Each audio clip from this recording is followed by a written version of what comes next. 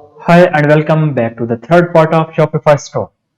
जैसे कि last lecture में मैंने आपको बताया था कि गूगल एनालिटिक्स को कैसे इंटीग्रेट करते हैं, तो आज का लेक्चर बहुत ही इंपॉर्टेंट है। वो है फेसबुक को कैसे हम अपने शॉपिफाई के स्टोर के साथ इंटीग्रेट कर सकते हैं। आपको इम्तिहान सर ने पिक्सल्स के बारे में और फेसबुक के बारे में काफ़ी कुछ बता दिया होगा, लेकिन मैं फिर भी कुछ थोड़ी बहुत चीज़ें मैं बता देता हूँ और फिर प्रॉपर कैसे इंटीग्रेट करना है उसके बारे में आपको बताता हूँ। सबसे पहले पिक्सल, फेसबुक पिक्सल है क्या? फेसबुक पिक्सल बेसिकली टूल है जो काम ये कर रहा है कि आपकी वेबसाइट की जितनी भी एक्टिविटीज हो रही हैं, जैसे कि आपकी वेबसाइट पर कोई यूजर आता है और ऐड टू कार्ट पर क्लिक करता है, बाय इट नाउ पर क्लिक करता है, इस तरह की जितनी भी एक्टिविटीज हो रही हैं, फेसबुक उससे प्रॉपर वो अपने पास उन सारी एक्टिविटीज का रिकॉर्ड अपने पास सेव रखता है और फिर आप इसकी बेस पर अपनी पूरी एक एड कैंपेन बना सकते हैं, पूरी अपनी टारगेटिंग काफी सारी चीजों की बना सकते हैं, इस तरह की एक्टिविटीज कर सकते हैं। वो तो इम्तिहान सर ने आपको काफी डिटेल में चीजें समझा दी होंगी। तो अब मेरे एंड पर जो काम था वो था कि पिक्सल को कैसे हम अपनी वेबसाइट के साथ इंटीग्रेट करते हैं।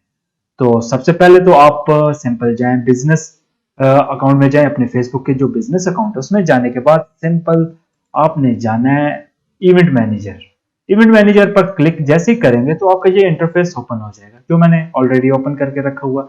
अब आपने सिंपल क्या करना है कि आप जाएं, 2 मिनट मैं बैक करता हूं और मैं फिर बैक करता हूं, 2 मिनट। आपने क्या करना है, सिंपल आपने कनेक्ट डाटा सोर्स इस पर क्लिक करना है। जैसे इस पर क्लिक करेंगे और आपने बताना है कि कौन सा सोर्स आपको आपने ऐड करना है। जाहिर सी बात है, हमने वेब ऐड करना है तो वेब को चेक मार्क करेंगे, गेट स्टार्टेड पर क्लिक करेंगे। गेट स्टार्टेड के बाद वो आपसे पूछेगा कि क्या आप कन्वर्जेंस एपीआई को इंटीग्रेट करना चाहते हैं या फेसबुक पिक्सल को।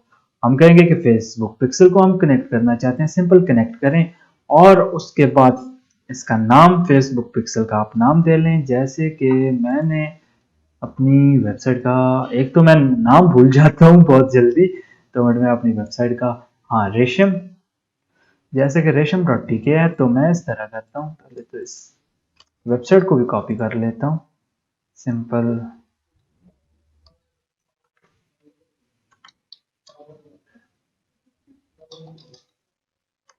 और मैं यहाँ पर अपनी वेबसाइट का नाम भी डाल देता हूँ। वेबसाइट के नाम पर नाम एंटर करने के बाद सिंपल कंटिन्यू पर क्लिक करें।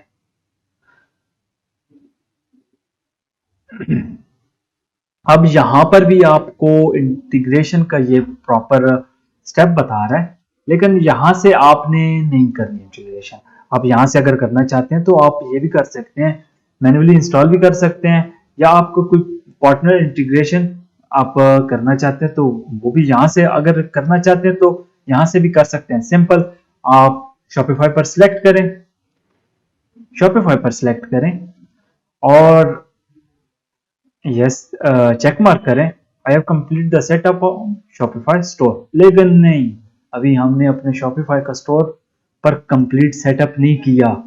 यहां से करने का थोड़ा प्रॉब्लम हो जाएगा। तो सबसे पहले तो अपना सेटअप क्रिएट करते हैं। वो सेटअप है क्या?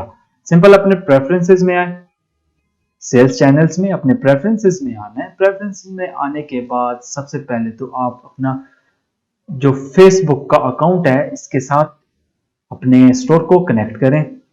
अभी मैं वो कनेक्ट करता हूं, सिंपल ऐड सेल चैनल पर क्लिक करता हूं।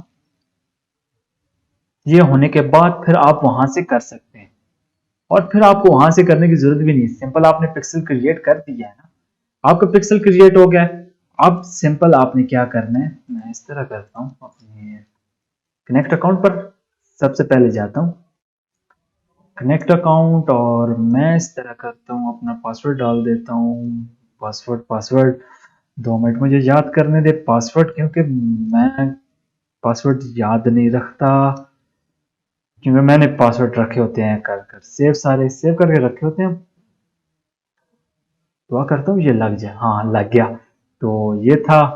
अब मैं कौन सा कनेक्ट करना चाहता हूँ, मैं रिफाइनरी में कनेक्ट करना चाहता हूँ, क्यों मुझे इसकी एक्सेस मिली हुई है।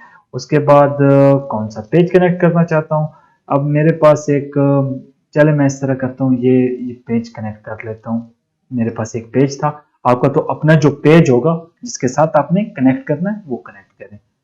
सिंपल मैं कनेक्ट करता हूँ अपने ऐड अकाउंट को। ऐड अकाउंट के बाद मैं अपनी जैसी बात डाटा शेयरिंग करना चाहता हूँ, उसके बाद फेसबुक की वो ये टारगेटिंग पूछ रहा है, मैं पाकिस्तान सेलेक्ट करता हूँ। सेलेक्ट करने के बाद एक्सेप्ट कर देता हूँ। सिंपल, ये अभी थोड़ा सा टाइम लेगा।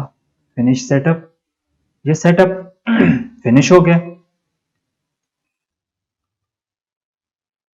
जैसे सेटअप फिनिश होगा तो आपको ये इस तरह का कुछ इंटरफेस नजर आएगा और सिंपल आपने जाना है सेटिंग पर। सेटिंग पर जाने के बाद डाटा शेयरिंग सेंटर पर जाना है, सेटिंग पर जाना है, डाटा शेयरिंग सेटिंग्स पर जाना है और यहाँ पर अनेबल करना है डाटा शेयरिंग का ऑप्शन। और यहाँ से आपने, अगर कई बार ये भी होता है यूजर्स को ये काफी मसला आता है, यहाँ पर कोई एक स्पेसिफिक पिक्सल कनेक्टेड नजर आता है, दूसरे ये अभी जो मेरे पास पिक्सल्स मैंने जो क्रिएट किए हुए थे उसकी पूरी लिस्ट शो हो रही है, तो वो यहाँ पर शो दूसरे नहीं हो रहे। तो इससे अगर आपको कोई दूसरे पिक्सल शो नहीं हो रहे तो सिंपल उसे डिस्कनेक्ट कर दें, तो ये आपको शो होना हो जाएंगे। ये शुरू में मुझे भी बड़ा इशू आया था और काफी, एक दिन तो मैं पूरा उसमें सर्च करता रहा कहाँ पर मैं गलती कर रहा हूँ, कोई और पेज तो नहीं कनेक्ट कर रहा, किसी और एड मैनेजर से तो नहीं कनेक्ट कर रहा। लेकिन बाद में सिंपल उसे डिस्कनेक्ट किया, ये पूरी लिस्ट यहाँ पर शो होना शुरू कर होगी। तो सिंपल आपने अपना पिक्सल, आपका पिक्सल था रेशम स्टोर, और इसे मैं करता हूँ कनेक्ट। ये सिंपल आपका हो गया कनेक्ट और इसके बाद कर दे कंफर्म।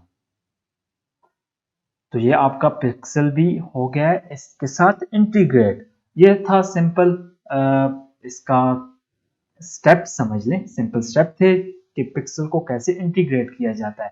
अगर आपने किसी और पिक्सल को, आप देखिए यहाँ पर एक पिक्सल आ रहा है, तो अगर आपने किसी और पिक्सल को कनेक्ट करना है इसे कर दें डिस्कनेक्ट, यहाँ से डिस्कनेक्ट हो जाएगा। और यहाँ से ऊपर देख लें इसके लेवल भी हैं।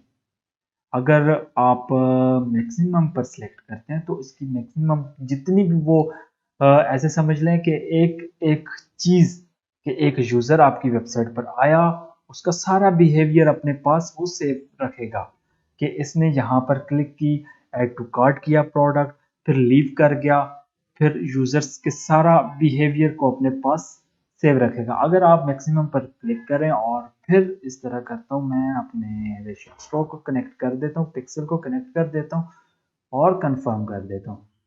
तो ये सिंपल थे स्टेप इसके पिक्सल को कनेक्ट करने के।